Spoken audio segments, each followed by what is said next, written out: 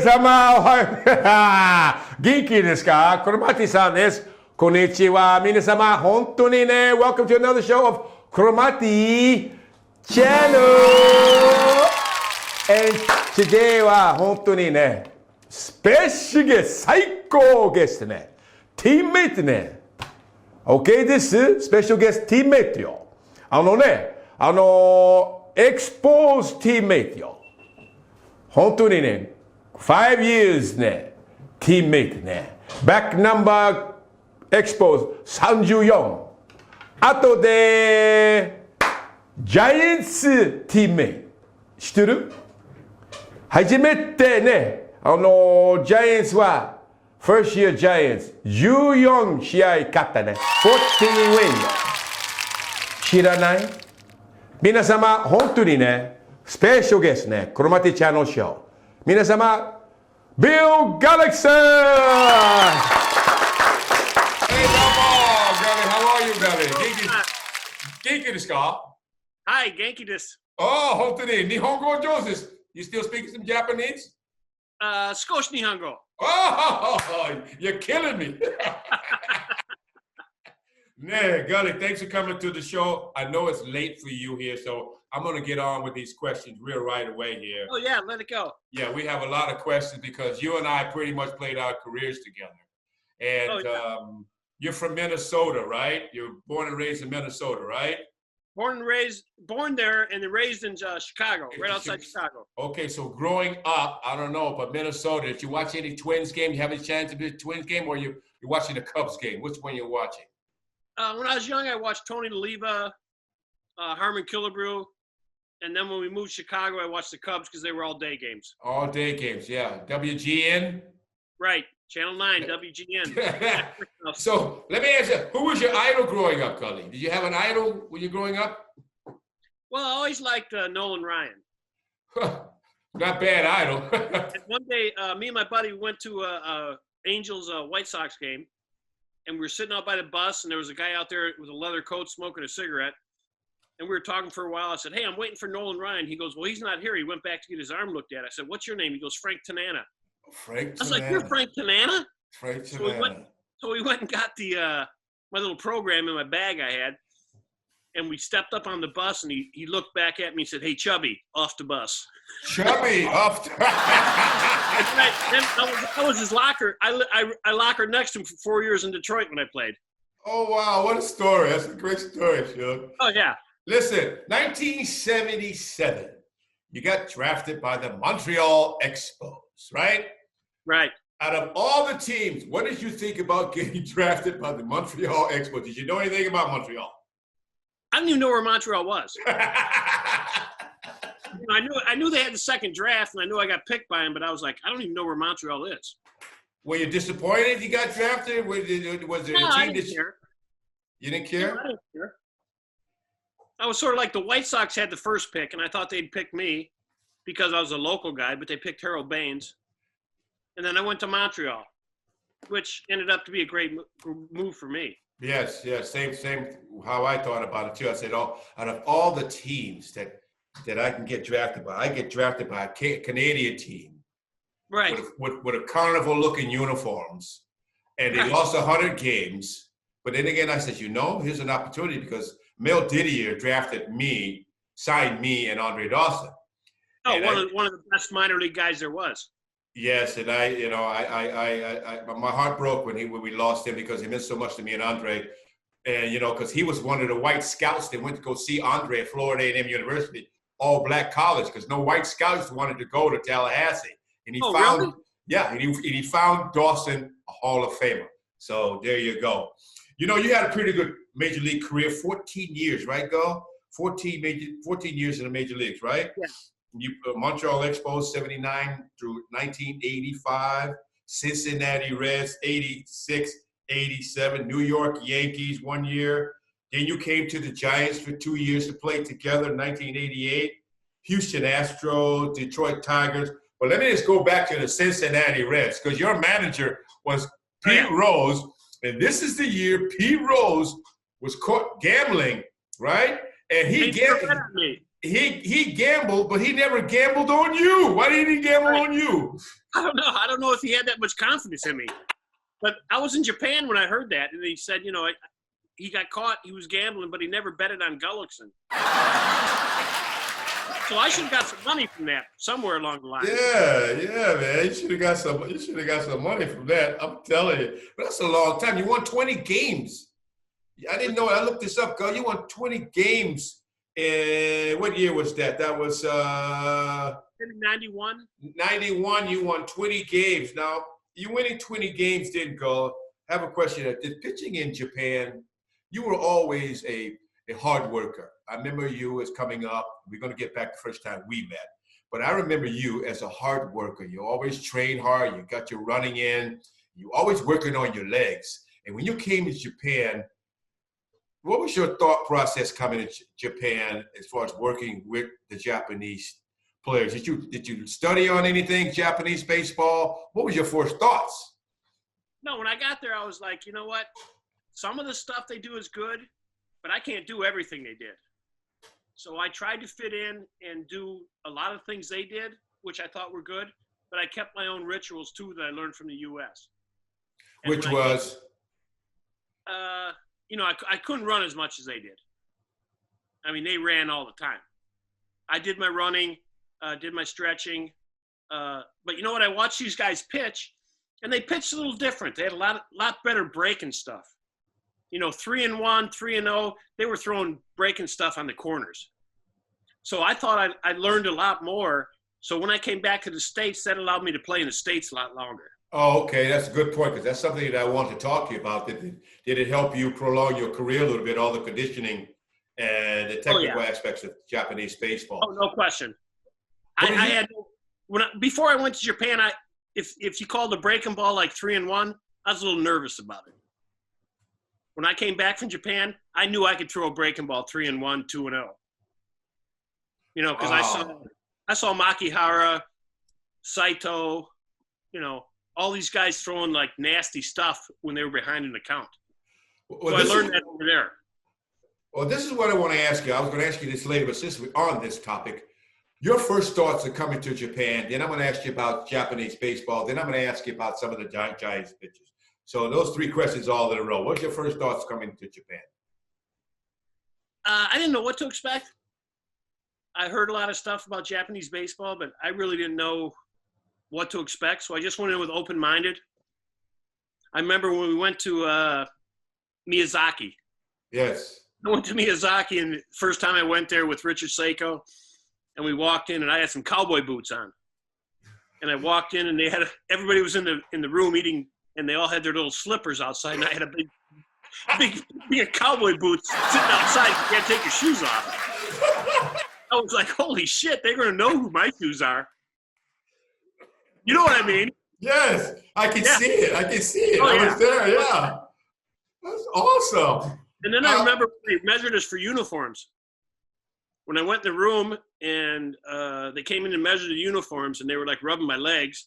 And they're like, oh, Sagui, ne! They're like huge. And everybody was like rubbing my legs. I was like, this is sort of weird. You remember those days? Oh, yes, I do. How did you come to Japan? How did that happen, you coming to Tokyo? And two, did you know I was playing for the Giants at that time? Oh, I knew you were playing for the Giants. And then I came home. I was working out with Tom Browning. And I came home, and the phone rang, and he goes, Gullickson-san, this is Richard Seiko from Tokyo Giants. I said, Richard Seiko, yes. I said, Brownie, quit messing with me. And I hung up. And then he calls back and goes, Gully-san, Richard Seiko from Tokyo Giants. I was like, oh, okay. Yeah, and I was with the Yankees, and Steinbrenner wasn't going to give me any raise. That was during collusion. Right. So I was like, okay. Yeah, I'll go check it out. Oh, now So my wife flew over to Japan. Did he mention my name before? Did it have anything to do with you willing to come over to sign? No, I knew Crow was on the team. I knew the homie was there. That's all you needed, man, to say, yeah, I'm going. I said, hey, that'll be easy for me. He's been there, 5 years. Yes. We first met in Chicago.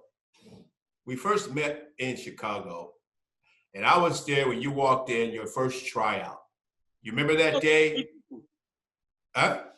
I was in the A-ball, and I came up on the sidelines. Yes, you came up to get your uniform, and I came up and introduced myself because Right. you had your funny hair, you had your birthmark. A little different from hair now till first time I saw hair. Right, I got a little white birthmark. Yeah. So what was your impressions on the locker room and meeting the Expo players for the first time? Oh, I was in shock. I mean, I came in and I was like, my God, there's Ellis Valentine, there's Andre Dawson, Warren Cromartie, Steve Rogers, and I lockered next to Gary Carter, and he gave me a pair of his Converse sneakers. The Hall of Famer, Gary Carter. Which were like a 2 sizes too small for me, but I wore them for like a year. Mm.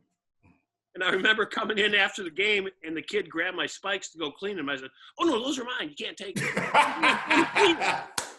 So you're making adjustments for the major leagues, and you know, in one of the games you had a great career with the Expos, and I remember one game, I think it was 1978. You struck out 18. Is that right? Well, that was in 1980. 1980. Go big inside. 1980. You struck out 18, and I was playing first base. Actually, you had 19 strikeouts. Right. Buckner claimed he got hit by a foul pitch, and then they called it a foul tip. Yeah, foul tip. I was playing first base, and I watched you striking out 18 players. The place was going crazy in Montreal. Right. Absolute crazy. And then I think you had Ron Say struck out on a check swing, I think, and you stared him down at first base. You were looking at him at first base. And Ron Say looked at me and says, "What's he looking at, Crow?" I go, "He's looking at you because he had you out." You remember that day? That was a great day, Coach. Yeah.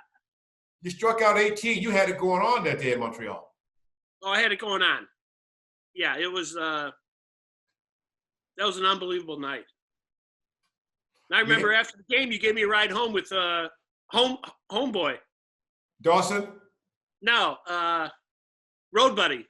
Oh, Jerry White. Jerry White. We had some characters together in Montreal. You know, we had a great team. We lost in 1981 by that Rick Mundy game. Let me ask you something. I never asked you this, but we had Woody Fryman and we had Bill Lee down warming up in the bullpen in that 1981 game. You think Steve Rogers should have been in the game? When you look at it, he was probably the best bet, but he's never been in that position. When you look back on it, somebody that had been in that position a lot longer would have been probably better. Yes. Somebody like he was the first pitcher we had, so. Well, if you notice, the first pitch that he threw to the hitter before just went foul, home run. But I don't think he was warmed up, ready to go. But anyway, That's water underneath the bridge. I'm still pissed. I'm just now getting over it, and I don't want to talk about it anymore. You know what I mean, Go? Right. It's type of day. Let's get back to Japanese, okay? Your thoughts on Japanese baseball? I thought they had a lot of good pitchers. They had some good players. I would say most of them were like AA or AAA players. But when I came back to the States, I said, listen, I can go get you 10 pitchers right now that could win you 10 to 15 games. And they're like, no, you're kidding me. I said, no. The pitching I thought was excellent over there. The way they could throw breaking stuff behind in the count, their control, and 5 years after I left the game, all these pitchers were coming over here pitching. But I thought their pitching was they had a lot of major league pitchers, some major league players, but most of them were like AAA or AA players. Did you think, you and I always talked about this, how much the pitching they threw? You think the pitchers in Japan threw too many pitches, even in the bullpen? Oh, my God. I couldn't believe how much they threw in the bullpen. I mean, the day before they'd pitch, they'd go out and throw 100 pitches in the bullpen, like full blast. And I was like shocked. I was like, oh, my God, how can you do that? But somehow they did it. Yeah. And I'm sure that the pitchers that come from Japan over here have to change a little too. Yes. You got to change their style a little. In what way? Probably cut back on the throwing on the side. They probably have to learn a little different pitching style. But most of them have adjusted pretty well. But whether or not sustain that for a while has yet to be seen. Let me ask you another question. And we got a real famous pitcher over there with the Angels now, Ohtani. Right. And I know, have you seen him pitch? Give me your thoughts on Ohtani. I haven't seen him. You think he's better as a pitcher, or you think he's better as a hitter? Oh, he's good at both. But if I was him, I'd stick with pitching. I think he's a really good pitcher.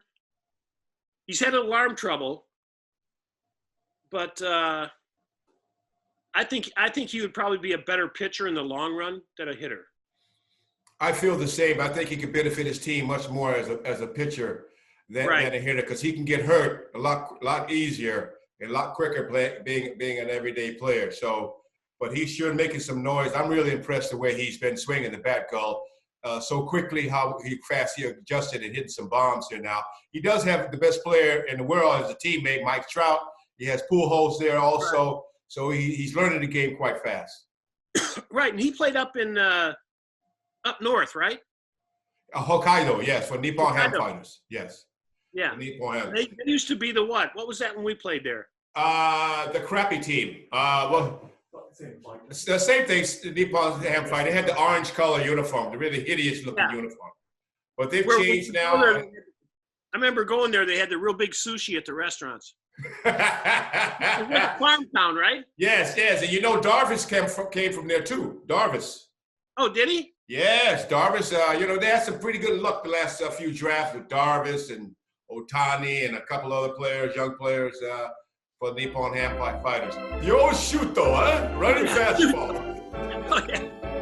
I was like, Shuto, nani desu ka? You gave up a home run to Nakashima-san. His first home run ever in Japan, in Jingu. You were so pissed. Chromati channel.